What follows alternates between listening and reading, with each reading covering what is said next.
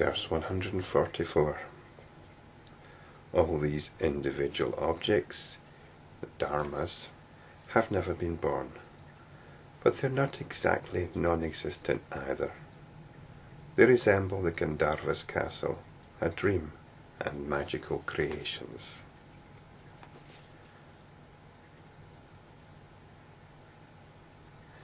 Dharmas are basic entities, things. The term has got various technical meanings, but we can understand it just as things. Things which we think are things in their own right. But we're told here they've never been born. And what this means is they've never had an individual identity. They resemble the Gandharva's castle. This is like a mirage. So they're like a mirage, a dream, and magical creations. I think we can understand magical creations here as something like hypnosis. But it's also that process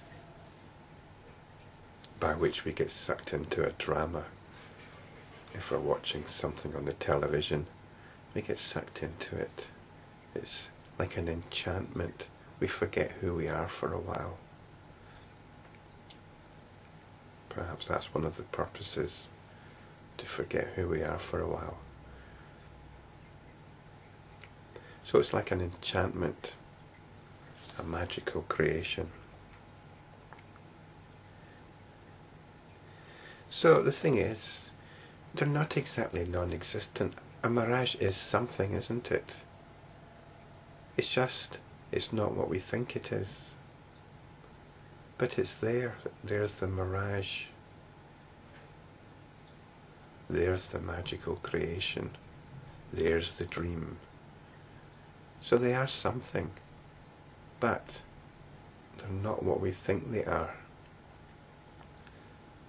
They attract the mind to them. The mind gets sucked into them and gives them a reality. Verse 145 tells us that mind is set in motion in various ways, and mind is liberated. Mind rises in no other way, and mind thus ceases. So this first phrase, mind is set in motion in various ways, and mind is liberated. These are the options. These are the options. The mind is set in motion by these individual objects, by these dharmas, which have never been born, which have no individual identity. The mind is set in motion by these. The mind is attracted. The mind is entranced by these. The alternative is, if it's not, then the mind is liberated. The mind here can be understood as the attention.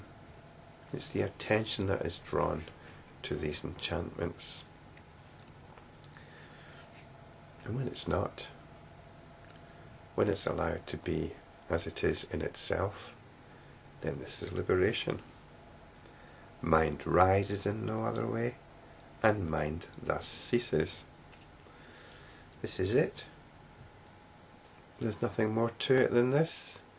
Mind rises, this is the attention getting hooked in. And when it doesn't, the mind as such ceases. The conventional mind ceases. We're not sucked into its beliefs.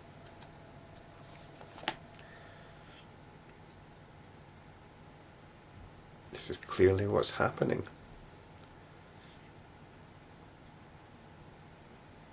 This is a situation.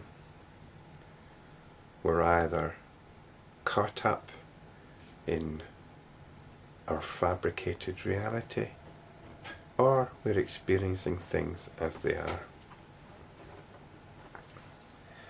We're either practicing realization, or we're caught up in samsara, caught up in delusion.